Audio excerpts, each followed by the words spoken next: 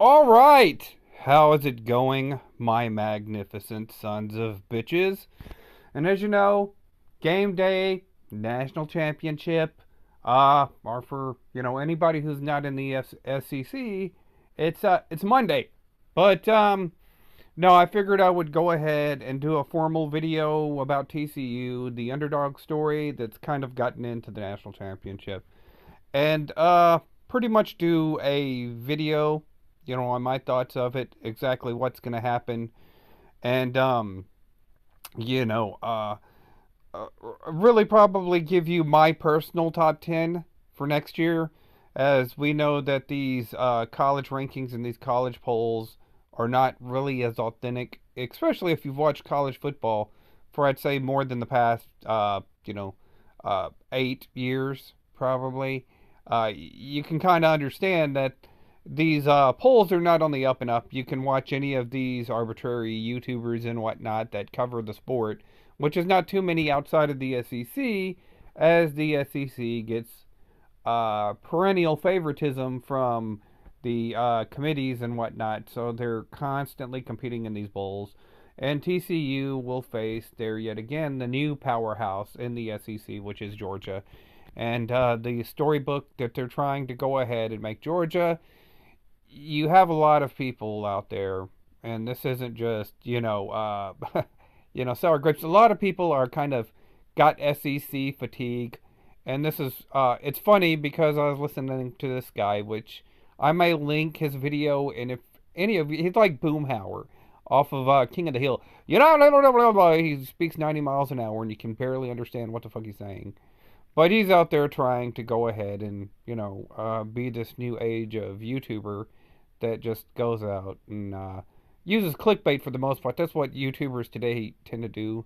Is they put very little effort into their videos, very little effort into their analysis, and basically just fling something out here. It's just a random product. This is ultimately the fruits of leftism, and this is what happens whenever the left and the commie-crats that are, in control of DC and in California. This is ultimately the final product that you get whenever you're trying to go ahead and look into anything and try to get, real, actual analysis on why this is. But, according to Matt B. Great, which is the YouTuber that I'm referring to, he claims that the ticket prices for the national championship have went down by $1,000, which of course he gets this on Twitter, which nobody would ever assume that Twitter is a reliable source for anything. With that being said, and then he blames TCU being in the bowl, just like an SEC fan.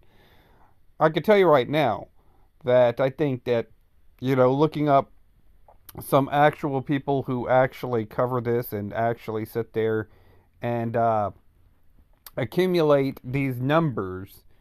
From what I'm to understand, is that TCU fans have pretty much estimated for 37% of the ticket sales, which is by far the biggest margin. Another 19% is California fans, with the 7% margin going to Georgia.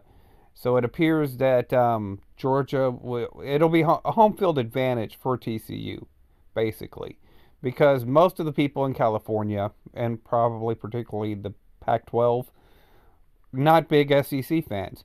Almost any other conference, maybe outside of like the ACC, I would think that the Big Ten are probably not the biggest SEC fans.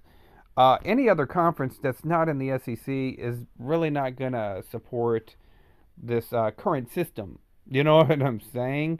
Particularly the Pac 12 and the Big 12, who have suffered the most under the monopolization of college football and pretty much the open rigging that you can see in these games. So, TCU has accumulated for more ticket sales. Why has TCU accumulated for more ticket sales?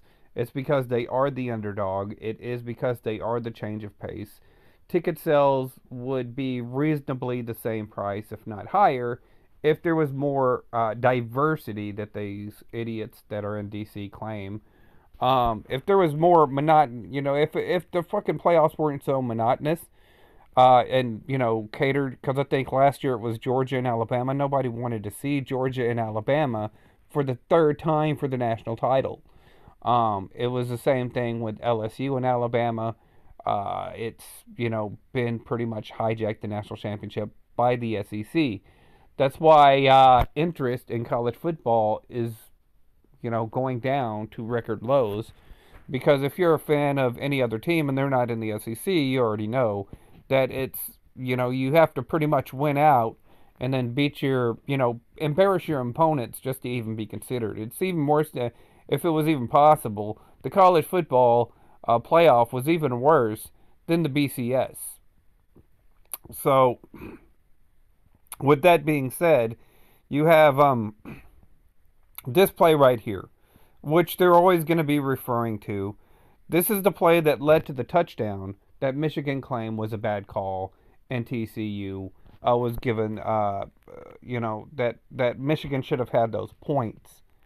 The Roman Wilson touchdown, if you will, that most people who, indulge themselves of watching the fake sports entertainment of ESPN will say that the game was stolen from Michigan.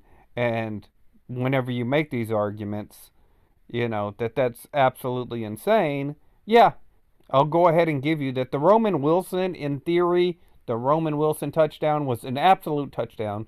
It was a horrible call.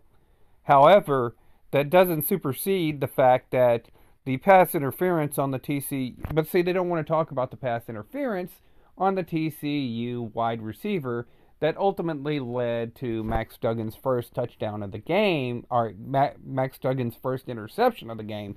And as you can see right here, this was the play just before the Roman Wilson touchdown. And you can tell right here, the linebacker's all over the wide receiver.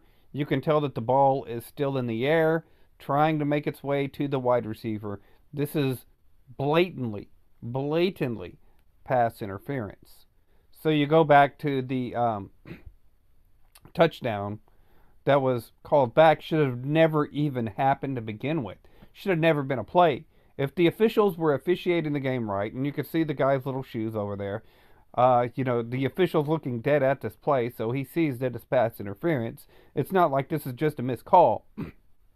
But I think that ultimately what happened was they lined up, they got into position. The officials didn't have a full chance to review this, because whenever you're talking about on the field, it happens in real time. And so they understood that they missed a call, and that's probably why they didn't award the touchdown to Michigan, was because they knew they missed the pass interference call on TCU. And then, of course, ultimately, Michigan fans felt like they were screwed over. If the game was honestly officiated, if the calls that were, called, because if they would have called it back after Michigan run a play, then they would say, oh no, they cheated for TCU. They called back the interception that they had, and they went back after Michigan already run the play. You'd stop too much game time, and they would have been on a roll. They could have probably... So, they would have made so many excuses for it. But that's ultimately one of the things I wanted to address in this video, is that no, Michigan wasn't screwed. It wasn't cheated by the officials, technically. Ultimately, TCU should have won by 58-38 against Michigan if the game was properly officiated. The Dean Marcado touchdown that was in the second half probably wouldn't have been a turnover. It probably, but see, they went ahead and rolled the down by contact Dean Marcado touchdown as a fumble to go ahead and award Michigan the football, because of the missed the blatant touchdown that Roman Wilson had, and then which was a blatant cover up for the missed pass interference. So ultimately, TCU would have won, by my estimate, 58-38. So they were actually probably screwed out of 2 touchdowns just as a result of the officials going ahead and trying to cover up blemishes that they had had previously in the game. And so that's why it's really, really hard to watch a lot of these games, especially when they're so horribly officiated. You take a look at the Texas versus Alabama game, where Texas gets 15 penalties, and blatantly any picture that you see of Alabama or any play that you watch of Alabama tackling a Texas running back or tackling, playing on a Texas wide receiver, they, blatantly had face mask in their hands and face masking. However, Alabama walks away with 5 penalties for 30 yards, and Texas is given those penalties 15 to 100 yards. Alabama only wins by 1 point. If you're getting 100 yards spotted to you by the officials, you should have beat Texas by a hell of a lot more. This is why I say that Alabama had no business being in the playoffs. Anybody who's watched Alabama this whole season will tell you the same thing, even though the SEC fans have been brainwashed that these people deserve to be in the national titles, that these teams deserve to not have any adversity whatsoever, and that they should just go ahead and be handed these spots. While simultaneously, even if this would have been USC, they would have, it would have been the same story. USC is just not big enough, strong enough, yada, yada, yada, where they go ahead and crap on every other conference. This is at the same time while SEC is going ahead and picking apart the Big 12 to go ahead and add to their conference because they need more, monotony. They need to change at the pace. So they go after the Big 12, the big teams in the Big 12. Oklahoma, Texas, Texas A&M. Those were major draws, and even to a degree, Missouri. Those were major draws in the Big 12. I mean, they've taken away so many national titles, and they leave us with the TCUs, the Baylors, the little brothers or little sisters of the poor is what they probably would have called them because they're all kind of fucking elitist. This is exactly what they leave the Big 12. And the Pac 12 has gotten hit with USC and UCLA officially going to the Pac 10. That's why, the Pac 10, there's also not a lot of love lost there for the Pac 10 as well, because the Pac 10 has kind of, got their Nebraskas. They've bought in those teams from us, and they've, kind of pirating off of the Big 12. Where, at this point in time, the Big 12 and the Pac 12 need to kind of work together by putting together a formidable product. I wasn't very excited when Texas went to SEC, and to be honest with you, I'll probably end up going for TCU from now on whenever they jump to the SEC, only because I'm not a fan of that. College football isn't done right. This is probably, college football is probably one of the worst organized sports there is in any kind of sports right now, and it's basically set up like a quasi-commie fascist system. So, anyways, we'll go ahead and get into the game, my analysis. So we have TCU versus Georgia. They implement TCU in here, and they get TCU in here, and by all means, TCU has done a hell of a job. They have a hell of a team. They probably have the better, particularly on offense, they probably actually have the better team than Georgia does. I'm not saying that Georgia doesn't have a good team at all. They have a pretty decent team with McIntosh and Bennett coming back.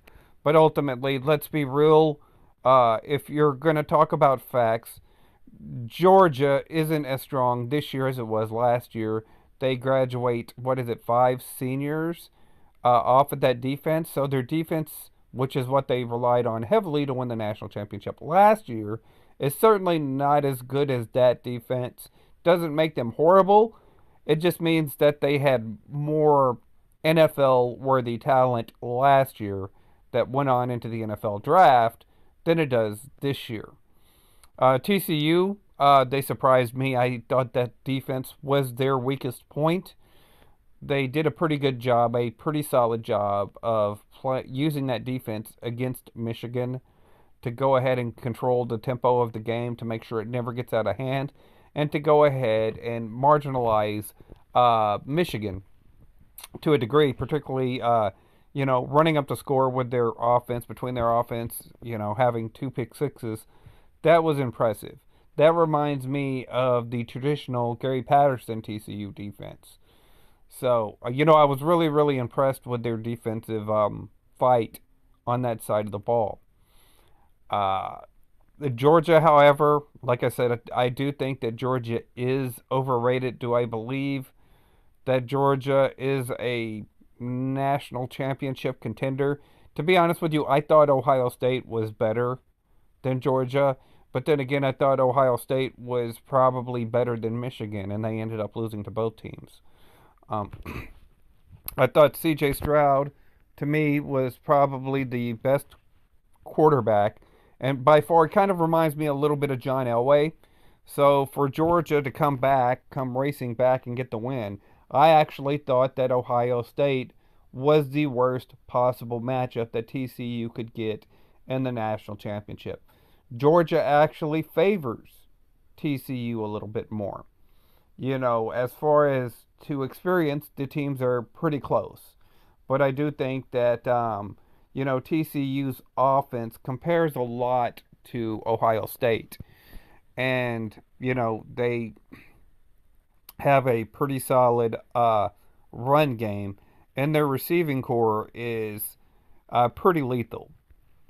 And you put those packages together, and we could see with the defense coming into its own, where technically, if you were to look at this on paper from an unbiased perspective, if there was any kind of, I guess, real integrity in college football, then you would probably say, you know what, TCU is going to cause a lot of problems, and I do think that they could pull this out on paper, but that's not the way that college football works.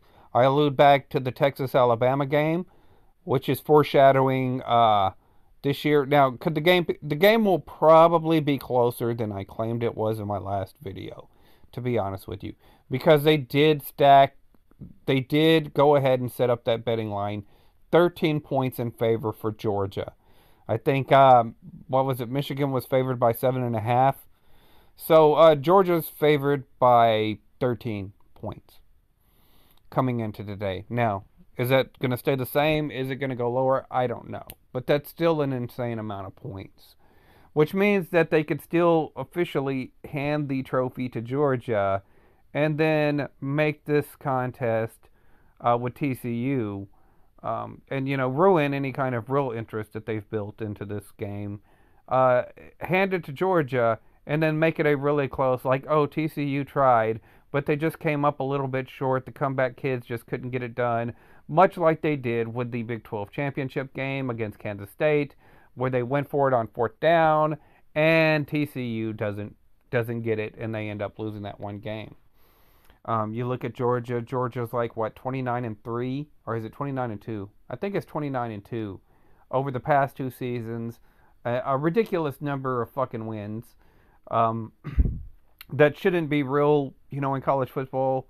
College football isn't meant to build fucking monopolies like Alabama, like Georgia, like Clemson. You have a class, they stay there for 4 years, they progress, you win a national championship, maybe a couple back to back, but then it goes to another conference, it goes to other teams who've been there for a while. Those classes get more experience, they win a couple of championships, then it goes to another conference, same thing. You know what I'm saying? It's not meant to have these, 4 year long reigns and, 4 years of playing each other in these conference championships. That's not the way college football was set up to be, because you have classes coming in, classes going out. Some conferences are better. This year, the SEC may be stronger. Next year, the Pac 12 may be stronger. Next year, it may be the ACC. Maybe next year, it's the Big Ten.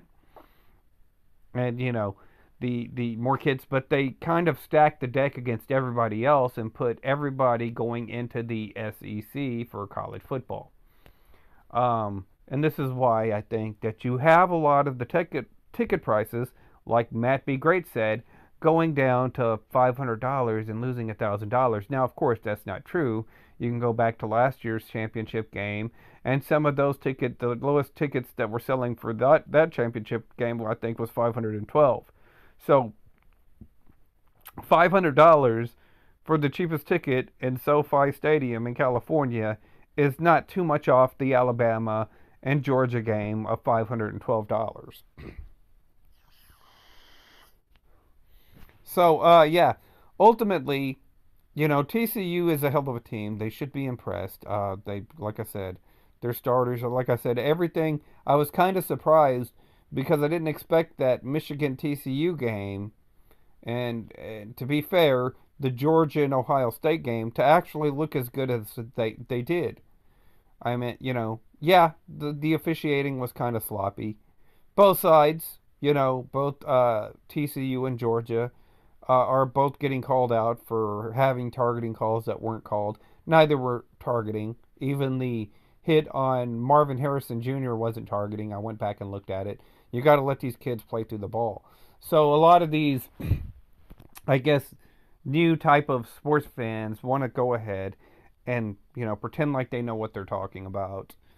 But ultimately, I've got Georgia winning this, probably more or less anywhere between the 7 points and the 13 points. What I do think is that it's a possibility that they're going to try and keep the game close. They don't want people to tune out. So if Georgia ends up running up, I could tell you 21 21 points on TCU early. Uh, Granted, TCU has that thing to come back, and it could be like a Friday Night Light script that they're going to implement on here, where TCU has to come back, and they almost come back, but they don't end up making it much like they did against Kansas State. That's a possibility. However, you want to go ahead and keep interest into it, and with the storyline being of David versus Goliath, and Georgia being the bully, a lot of the casuals would be more. That's that 19% that bought the tickets in California would be less likely to sit there, especially if you're in California or anywhere that's not the SEC. You're going to be like, okay, if you're not a TCU fan, you're tuning out. Because, to be honest with you, most of the country doesn't want to see these teams because it's been like, just go back and look at the national championships. You see Georgia, they've been represented more than enough. Alabama is, has been overkill. Clemson and Ohio State, ultimately, yeah, people get tired of this, and that's why the ticket prices go down. That's why you lose interest. That's why the interest in college football goes down, is because that it has been mainly subjected to that certain region of the country. And unless you live in that region of the country, which is not the biggest market, Tuscaloosa is not the biggest freaking, it's not the major market, freaking mecca out there that's going to pull in a lot of these revenues.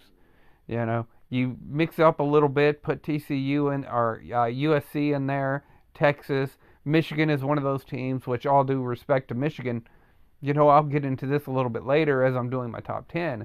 Michigan is a hell of a team. But you put in Michigan, your Miamis, your Florida States, even your Nebraskas need to make a comeback. These schools need to get, a little bit of representation. Now you're doing the transfer portal where these kids are getting played. A lot of them are setting out. So yeah, you're going to have a lot less interest in college football right now because of decisions made predominantly by the college football market, which they're trying to make it more like the NFL, which doesn't work for the college football fans. So instead of gaining other football fans to watch your product as like the NFL's version of NXT, instead of that happening, what you have is the opposite effect of college football fans that are traditional college football fans that want to see these kids compete and succeed, at the college level, then go in and have successful careers at the NFL. They're losing more and more interest into it. So that's why your ticket prices are dropping so much. It's these people that are in these little think tanks that think that they're smarter than everybody else making these decisions, and then it always comes back to bite them in the ass. So let's go ahead and go in for my personal, because whenever you look at the top 10 this year, you had 3 teams that weren't even ranked in the top 20, which just goes to show you that these AP and coaches poll are not doing their jobs respectfully of going ahead, taking things into consideration, and picking these teams out wisely. 9 times out of 10, they pick these teams out of 3 conferences. And while this is what I think that if I was to make one, I am throwing in a little bit of, you know, taking the AP and coaches poll into consideration while I'm presenting my top 10 for next year. So this is my personal, and like I said, if you're setting up a top 10 poll, you should be setting it up for the end of the college football playoff season, not at the beginning. Not your favorite teams. These are the teams that you should think that are going to be in the top 10 and competing for a national championship, instead of saying, oh, well, I like this team. Alabama should be ranked number 1. Georgia should be ranked number 2. LSU should be ranked number 3. Florida should be ranked number 4. A&M ranked number 5. Have a reason why you're putting these people in there. So here's my personal ranking, and we'll start with number 1. So my number 1 team is Michigan. It's a no-brainer. They have their starting quarterback returning. They'll have a lot of starters returning from this team. Their main competition would be Ohio State. Now, don't be surprised if Ohio State ends up upsetting Michigan. But I think with J.J. McCarthy, he looked like a solid quarterback. Like I said, he looks like he can get the ball out. He's going to return this year. He's going to work on his game. I do think that Harbaugh will be getting this man NFL ready. And I do think that Michigan will be a hard team to beat. They were a really, really good team. I'm really surprised that TCU ended up beating Michigan. Ultimately, I don't think Michigan expected TCU to get up at the beginning and then kind of coast in, because TCU is a second half team. So is Michigan, and this works in Michigan's favor. So this is exactly why I have to give Michigan number 1 with the returning starters, with their experience in the playoff system. I think next year J.J. McCarthy comes in. Michigan has a chip on their shoulder. They're going to go in, and they're going to come out, and they're going to prove that they are definitely worthy of winning a national championship. So at number 2, I have the USC Trojans. This team has been missing from the main bowls in college football, especially in this little playoff system. And in fact, it's hard for me to even I don't think that a lot of people actually consider the playoffs. I think a lot of people don't have any legitimate, it just to me doesn't seem that legitimate. But USC returns their starting quarterback. I think that they'll have a hell of a team. I think Caleb Williams, for the same reason that J.J. McCarthy is, he's going to come in with the chip on his shoulder. They know that they should have been in that spot where Ohio State was. They beat Utah, then they're the number 4 team, and they get their first playoff appearance. And they have the clout to come in, and like I said, California, this was their home stadium. This was their chance to get in and do something in front of their. And so next year, I think that that's going to be the thing that resonates with them the most, is the fact that they came so close, but they just missed it. And I think that next year, it's going to be different. I think that you're going to have a more mature Caleb Williams leading a team. The team's going to be more interested. He'll solidify his leadership a little bit more. And I do think that USC does go ahead and get one of those 4 playoff spots at the end of the year. So I got Michigan number 1, USC number 2. Number 3, I have Florida State. Now, another team that returns their starting quarterback. Another team that ultimately finished the year pretty strong with a good quality win over Oklahoma. I know Oklahoma isn't the Oklahoma that it was in the past, and that the win over Oklahoma isn't as sexy, but it's still a quality win, even though it was at home. I do think that Florida State is one of these programs that definitely need to make a comeback in college football. As I've said, ticket prices have been dropping, and a large portion has nothing to do with fucking TCU. Like I said, TCU has sold more tickets than Georgia has. What it has to do with is the fact that people get tired of constantly seeing the cookie cutter same old shit in college football. The SEC is basically John Cena. Fucking TCU is CM Punk at this point in time, getting constantly disrespected, having to work extra hard for everything. And this is Florida State. Since Clemson has taken over that conference, it's been kind of vanilla.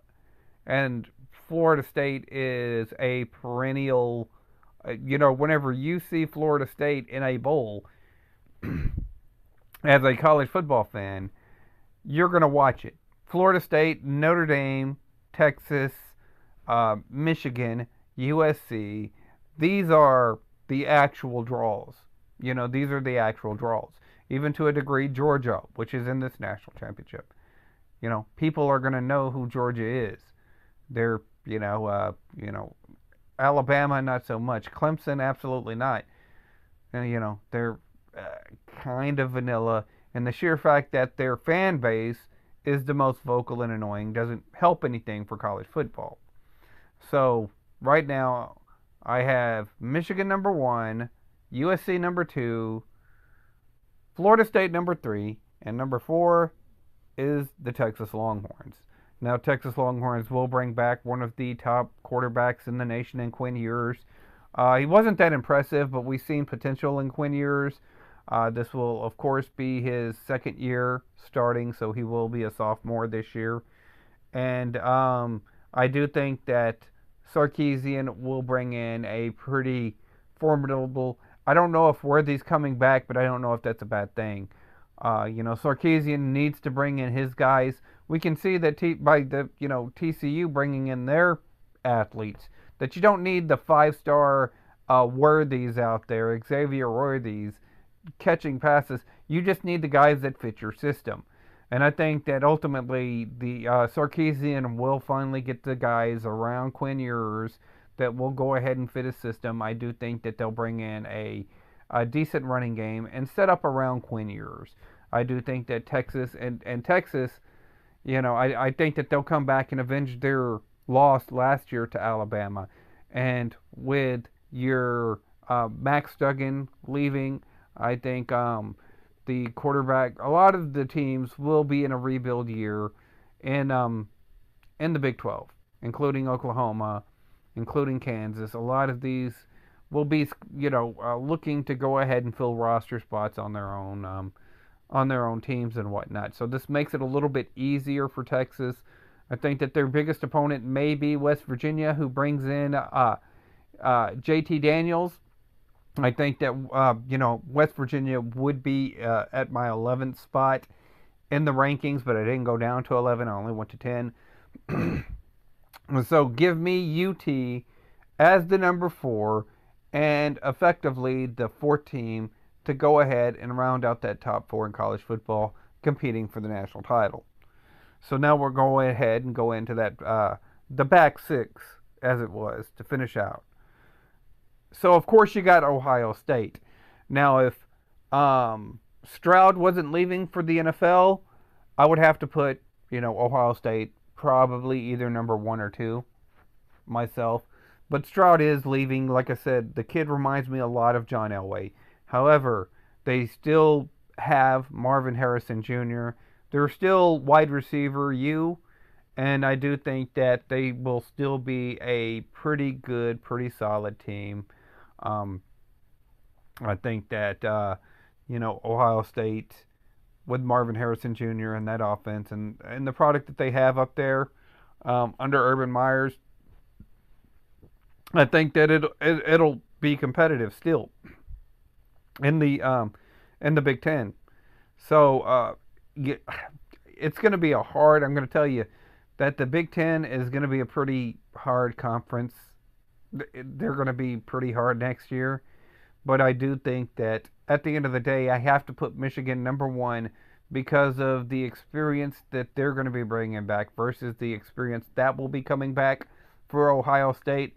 I just think that the experience leans a little bit more to Michigan than it does to Ohio State. Plus, Ohio State has to go to Michigan And like I said, if you're going to do a top 10, you know, you should, be able to sit there and be proud of it at the end of the year as you are beginning of the year whenever you make these. And I just don't think that Ohio State is going to be that number one team. They will probably be on the outside looking in. That doesn't mean that one of these Texases, Florida States, USC doesn't lose a game and they end up eking their way into the top four at the end of the year. And it being Michigan and Ohio State at the end of the year, everything going to the Big Ten. That's a possibility. But for right now, I have Ohio State in at number 5. Let's go to number 6. And this is the first shocker right here that everybody's like, oh no, what the hell are you doing? They suck this year. A&M was ranked in the top 10, probably on pure paper. They were ranked on the top 10.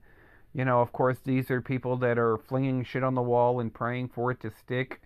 First year guys that are coming in as 5-star here and 4-star there, and they should win.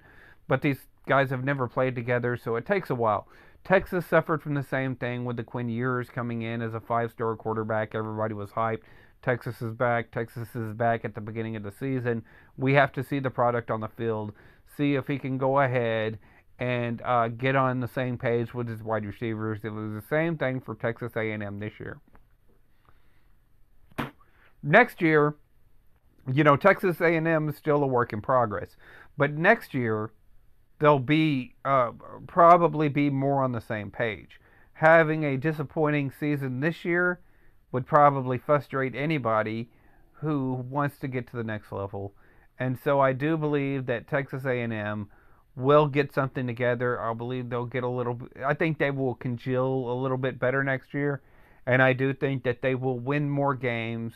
And ultimately, I have them ranked ahead. They're my first SEC team on this thing, and I think that they have potential to go ahead and be playing for an SEC championship at the end of the year, with maybe a couple of blemishes here and there. I think that a lot of people in the SEC will probably be sleeping on Texas A&M, much like this year with TCU. A lot of people were sleeping, myself included. I wasn't expecting that first game whenever I saw TCU blow out Colorado for TCU to be that much better than Colorado. And then the ridiculous lopsided win that they had against Oklahoma, I was like, okay, TCU, they're for real. And that's what I think is going to be Texas A&M next year. So that's why I put them at this spot. Last year they had them ranked at number 6. There's a reason why they had them ranked at number 6 last year, at least on paper. If they would have went down to Bryan College Station, looked at it and said, well, these guys are kind of... It's the same thing with Texas with me. Whenever I was watching them in the preseason and I saw Quinn Ewers throw, I knew that he wasn't on the same page with his wide receivers. And this is what actual analysts there on the ESPN desk, they never look at their product. But next year, I do think that they'll get it together. I think that they'll have a little bit more consistency. And I do think that, I could put them here at number 6 and feel comfortable with that. So at number 7, we have the Utah Utes. They'll probably return their starting quarterback. Utah's a tough place to play anyways. So they're alone going into Utah is a tough place to play. Watching TCU back in the day in the Mountain West with their rivalry with Utah, TCU, who has been stingy in bowl games and could have easily won, 2 or 3 national championships over the span of probably the past 2 decades, will tell you it's probably one of the toughest places that they have to play. They're a legitimate, team that absolutely deserves to be in this spot. Probably one of the more disrespected teams is Utah in all of college football, and so it's a hard place to play. Those kids get motivated. Those kids, year in and year out, it's constantly a competitive place to play, and they're always going to be in the hunt, much like TCU, just very disrespected. But a worthy form. They're going to put on a good game. When you watch a TCU game, you're probably going to get a good game. Whenever you watch a Utah game, you're going to get a good game. And so, I I feel safe of putting them in. They're my second Pac-12 team, just behind USC. That's jumping ship to the Big Ten. So ultimately, it would be nice to see Utah, who kind of the I have the two I guess Benedict Arnold teams in USC and Texas in the top 10. It would be nice to see your USCs or your TCUs and your Utahs get those positions, but it's going to be a while. They will be the respected brands in their conference. So yeah, I have to put Utah up here next year. Utah has the potential to be the TCU next year that TCU is this year. So we'll go on to the what's this number 8, which I have Tennessee. Now Tennessee does lose their starting quarterback, but they replaced their starting quarterback with an experienced quarterback, and I do think that Tennessee will probably end up being that the Georgia of next year. You know what I'm saying? They just I think that they have more potential with Stetson Bennett leaving. You're going to probably have McIntosh enter the draft, and Georgia is going to lose a lot of players next year. So it's going to probably be a wall. You're going to get in your guys and stuff, but you're not going to be competitive. It takes a while to go ahead and congeal and to compete week in and week out against these teams. Tennessee will be, to me, the ones that are more likely to come in. They do lose a number of their wide receivers, but from what I've seen on paper and from what I've seen from their quarterback that's going to come in and a lot of their product that's coming in to go ahead and take over, I just think that Tennessee has the best chance. If it's not Tennessee, it'll be South Carolina, which if I was to go down and do the top 20, South Carolina would be my number 12. South Carolina could, come in and sneak in and surprise a lot of people. I do think Spencer Rattler is coming back for South Carolina, but I'm not sure. But ultimately, I had to go with Tennessee. I was impressed with how Tennessee did this year. I think that a lot of people were disappointed that they ended up kind of folding up towards the end of the year. A lot of people had them so next year, I think that they'll be in a better position, particularly with Georgia graduating so many players to come in and their biggest the game that they're going to have to be more prepared for if they want to go ahead and win that Eastern division of the SEC would be South Carolina. So go ahead and give me Tennessee to go ahead and be that number 2 team. Tennessee, Texas A&M will probably be competing for the SEC title by my estimations from what I see at the end of the year this year going into next year. So then we got number 9 here, which is Penn State. Now Penn State is one of those teams that are just seems like they're completely nobody even knows. They don't even know. Oh, where's Penn State playing? Oh, they're playing in a big bowl, a New Year's 6 game. Now Penn State doesn't have quite the talent that Michigan and Ohio State have, but they're still a force to be reckoned with year in and year out. They're constantly a disrespected team in the Big Ten because everybody talks about Ohio State, everybody talks about Michigan, nobody talks about Penn State. But you look at the products that they put out, you look at the year in and year out, competitiveness of this team. And it's hard for me not to put them on the top 10, personally, to me. This is one of those spots that I wanted to put Notre Dame in, and I would like to put Notre Dame in, because Notre Dame is one of those perennial teams that really bring in interest. But I'd have to look at Notre Dame's schedule and being how they're independent. It's hard for me to go ahead and put them in the top 10 from my preseason perspective to finish competing for one of these titles because they are independent. So I went ahead and went with Penn State as my number 9 based off of what I've seen this year and potentially the landscape of the Big Ten next year. I do think that Penn State will come out. They'll be competitive. They know that USC and UCLA will be coming in, and so this is going to add more competition to their conference. And, Penn State is going to go ahead and put on a performance. I think that it'll be Penn State and Michigan for the Big Ten title. If I were to, shocked that they didn't play in the Big Ten title game this year, but it is what it is. Um, I got Penn State as my number 19. And rounding it out, I've got to put Alabama in at number 9. More than likely, Alabama will probably be ranked in the top 5, probably the top 4, because they're consistently ranked in the top 4 or the top 5 every year, regardless of what their team looks like. They could have fucking, Stevie Wonder and Ray Charles play fucking wide receiver with Helen Keller as their quarterback. They'd still be ranked number 1 in the nation. That's how ridiculous college football has become. And there's no way that you're not going to get at least 3 SEC teams ranked in the top 10. That doesn't happen anymore. So it's not an appealing. It's not appealing at all. This is one of those ones where it's like, I could put a Notre Dame right here and fill in that hole respectfully. But, it's one of those things to where Alabama is always put in the top 5.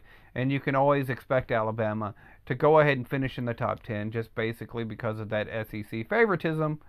So, like I said, at the end of the year, Alabama will be put in there and they'll be put in some, random bowl because they're Alabama. And you listen to their fans right now, they're sitting there crying that they should have been put into the fucking playoffs with 2 losses over TCU, who won the games that they had to win. They didn't make the schedule. They won the games that they had to win. And ultimately, they're complaining that, oh, yeah, well, they didn't win. Neither did you. You didn't even compete in a conference championship. But they legitimately believe that they would have probably won the. No.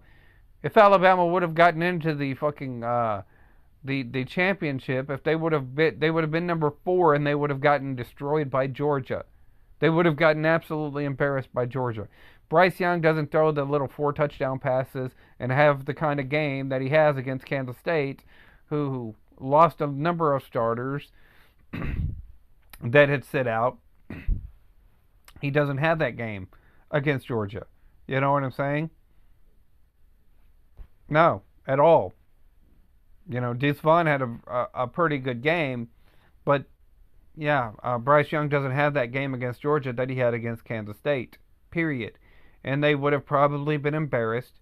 Everybody, if Alabama would have got in, everybody would have been like, well, Alabama just taking up another slot that the USC or Ohio State could have gotten, and everybody would have been pissed that fucking Georgia just went ahead and pounded Alabama 35 because it's not like last year whenever Alabama was handed that win in the SEC championship just so they can go ahead and make the playoff spot. So it could have been Alabama and Georgia in the national championship again, the rematch that nobody fucking wanted.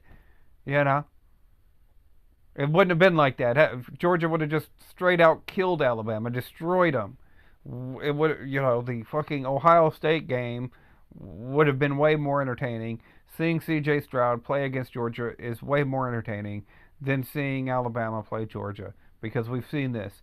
It's a broken record. Everybody's already seen it time and time and time again. So, we got, instead of getting Alabama and Georgia for the 3rd straight fucking game in a row in these big title games, we actually broke the monotony a little bit, had LSU versus Georgia in the SEC finals, and then seeing Georgia play Ohio State, and then ultimately being awarded its 2nd national championship, because we know that, the college football is not going to change. They're not going to give any other. It's not going to be TCU. It's not going to be. I get it. It's a Disney movie. It's, Remember the Titans. It's Friday Night Lights. It's great. Max Duggan. Oh, we need to go ahead and sit there. But it's going to be cookie cutter, same old shit. The SEC is going to be the bad guy. And it's, like I said, next year, I don't even put the SEC in the top 4. I don't put them in the playoffs next year at all. And the reason is because that I'm looking at football not from a fucking point of where my conference depends on fucking the EBT card that is the national title to go ahead and exist, and for people to pretend like, oh, it's just the greatest thing ever, you know.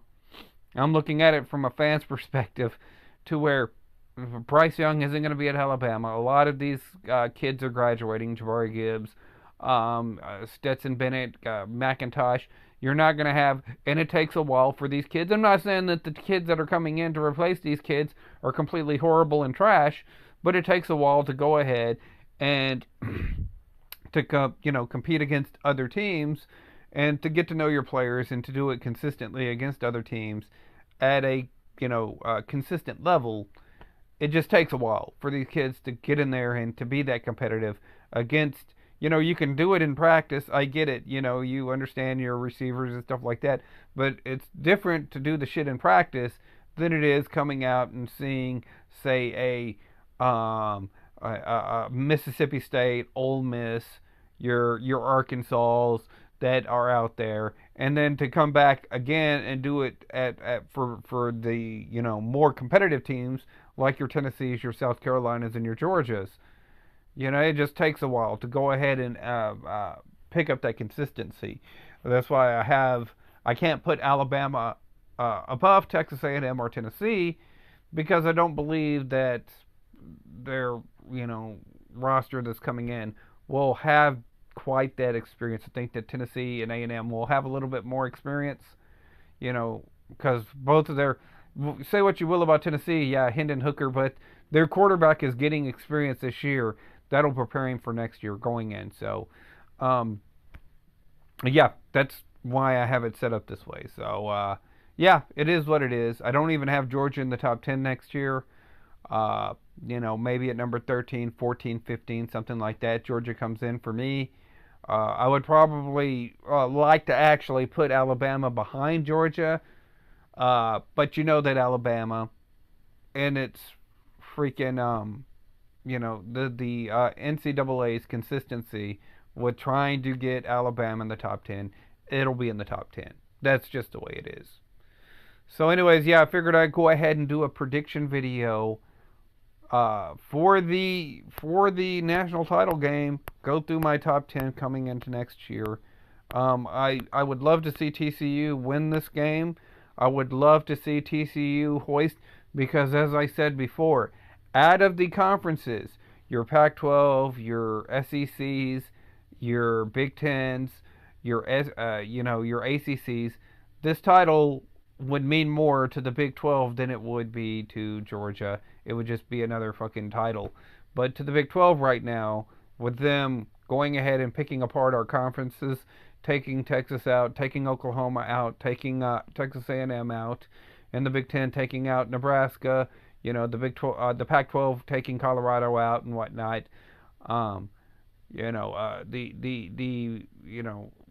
Big 12, which is the capitalist market, has been picked apart by the fascist socialist commies in these other conferences, and ultimately they've intentionally targeted this conference and take the best teams, the most quality teams out of this conference. And you have all these whiny little fucking leftards saying, yeah, see, capitalism doesn't work, but how well is your socialism working out right now? Yeah, we see what it is. You have to go ahead and steal from other people to go ahead and redistribute that wealth. This is exactly what's happening right now. The SEC has stolen and redistributed that the revenue from Texas and Oklahoma from the Big 12, and going ahead and distributing it to their Vanderbilts and their fucking Arkansas and all the other teams that are finishing us. That they have to keep interest in. Like I said, that's why the tickets are going down low. That's why the ticket sales prices are dropping. And this is exactly why, they have to bring in the Texases and the Oklahomas. It's because everybody's tired of the Alabamas and the Georgias. And that's it. That's why. So, yeah, this, title would mean more for TCU. It would mean more for the state of, Texas. It would mean more for the Metroplex. It would mean more for the Big 12 conferences, whether you're a Baylor fan, you're a Texas Tech fan, an Oklahoma State fan, Kansas State, West Virginia, And the new teams coming in, Cincinnati, it means more. It would mean more to the conference and to the city and to the NCAA as a whole than it would be to Georgia, which is just going to be another throwaway title, basically, out of a litany of fucking throwaway titles that you can go ahead and put out there since 2014, since they went ahead and started this playoff. You know, the fucking corporations ultimately took over college football, and much like the MCU, DCEU, Star Wars, Star Trek, anything on TV, they ultimately ruin everything. And I don't expect that to change in this game. I expect Georgia to probably win by a score of probably 42-28 would be my guess for the margin. And if it is a closer scoring game, I suspect it to be something like 38-37 probably, maybe. With TCU coming out, coming out on the losing side of that. And one thing that one thing that I'm certain of is that TCU will lose. That I am certain of. It's just that predictable. College football is that fucking predictable.